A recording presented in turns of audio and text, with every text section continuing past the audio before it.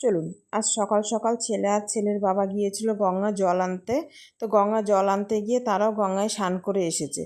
এসে বাড়িতে আসার পর গঙ্গা জল রেখে ছেলেকে রেখে তারপর গিয়েছিল বাজার। আজ রবিবারের বাজার নিয়ে এসেছে মটন চিকেন দুটোই। মেয়ে যেহেতু মটন খায় না তাই চিকেন তো আনতেই হবে। আর এই আনারসটা কদিন ধরেই নিয়ে এসেছে, আমি না কাটার সময়ই পাচ্ছি না, তাই ভাবলাম আজকে সবাই বাড়িতে আছে, সকালবেলায় আনারসটা কেটে নিই, তাহলে জলখাবারে খাওয়া হয়ে যাবে। বেশ ভালোই লাগে আনারস খেতে।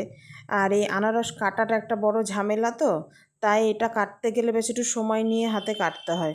তাই সকাল সকাল আমি বললাম আনারসটা কেটে নিই, কেটে নিয়ে তারপরে তখন রান্না বসাবো, কারণ এই রান্না বসিয়ে দিলে আর আনারস কাটতে আসা হবে না, তখন রান্নার জোগাড় দিতে গিয়েই ব্যাস সময় শেষ। তাই এই যে আনারসটা এখানে কাটতে বসেছি। আমি এইভাবেই কাটি আনারস, আমার পক্ষে এটাই বেশ সুবিধা হয়। আপনারা কে কীভাবে কাটেন আনারস? এই রিং রিং করে কেটে নিয়ে তারপর কাটি। তো এই যে আনারস প্রায় কাটা হয়ে গিয়েছে, শেষ। একটা মুখে দিয়ে দেখলাম বেশ মিষ্টি, জানেন আনারসটা। চলুন, এবার জলখাবার খাওয়া হয়ে গিয়েছে, জলখাবার খেয়ে চলে এসেছি রান্নাঘরে। আজ রান্না হবে বেশ অনেক কিছুই। মটন হবে, চিকেন হবে, আর একটু ওই মেটে চর্বি দিয়ে করব কাবলি ছোলা। তা কাবলি ছোলাটা রাত্রেই আমি ভিজিয়ে রেখেছিলাম। তাই এই যে এখানে আমি কাবলি ছোলাটা বসিয়ে দিয়েছি মশলাটা, আর এইদিকেও আমি আলু পেঁপেটা ভাজতে দিয়েছি। আজ পেঁপে আলু দিয়েই হবে মটনটা, কারণ দুটো রান্নায় বেশ অনেকক্ষণ দেরি হবে করতে, সময় সাপেক্ষ ব্যাপার, তাই দুদিকেই বসিয়ে দিয়েছি। এরপরে আবার হবে চিকেন। তা মেয়ে তো আবার বলেছে চিকেনটা করতে বেশ কষা কষা করে, একটুও জল দেওয়া হবে না।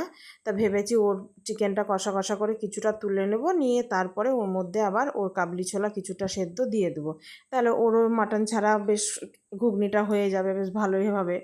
আর এই যে মশলাটা কষাতে দিয়ে এসেছি, দিয়ে এসে এখানে সবজিগুলো তুলতে এসেছি। সবজিতে আজ অনেক কিছুই নিয়ে এসছে। এখন না এই টক দইটা নিয়ে আসে, বেশ সুবিধা হয় ওই টক দইটা আমাদের। আর ওদিকে র্যাবুর জন্য তো কলমির শাক আনতেই হবে। এদিকে আপনাদের সাথে গল্প করতে করতে আমার মশলাও কষানো হয়ে গিয়েছে। তা কাবলি ছোলাটা দিয়ে দিলাম, এতটা জল দিতে হতো না। এবার এটাকে আর একটু কষাবো। আর এই যে এখানে বেরেস্তা করে রেখেছি, এটা মিক্সিতে বেটে নিই তারপর দেবো। এই যে মিক্সিতে বেটে নিয়ে দিয়েছি, এবার এটা দিয়ে নেড়ে চেড়ে জল দেবো। খুব বেশি জল দেবো না, বেশ একটু মাখো মাখো করবো। কিন্তু এর বাবার আবার খুব অসুবিধা, মাখো মাখো করলেই বলবে যে একটু ঝোল ঝোল করো, নাহলে কী করে খাবো। ও আবার একটু ঝোল ঝোল পছন্দ করে, কারণ এটা রাতেকার রুটির সাথে খাওয়ার জন্যই করে রাখছি। আর একটু বেশি করেই সব রান্না আজকে করছি, কারণ কালকে ছেলের চোখটা একটু প্রবলেম হচ্ছে, তাই ভাবছি ওকে নিয়ে একটু চোখের ডাক্তারের কাছে যাব। তো ওখানে গেলে তো একটু সারাদিনকার ব্যাপার, তাই আজকে রান্না করে কিছুটা তুলে রাখবো, কালকে শুধু একটু ভাত করে নিলেই হবে। এই যে এদিকে হয়ে গিয়েছে, এটা একটু ধনে পাতা দিব। তাই ধনে পাতাগুলো তো এখন সেভাবে ভালো পাওয়া যায় না, তবুও যা পেয়েছে সেটাই নিয়ে এসেছে। আমি একটু বেশ ভালো করে ছাড়িয়ে নিয়ে কেটে দিলাম।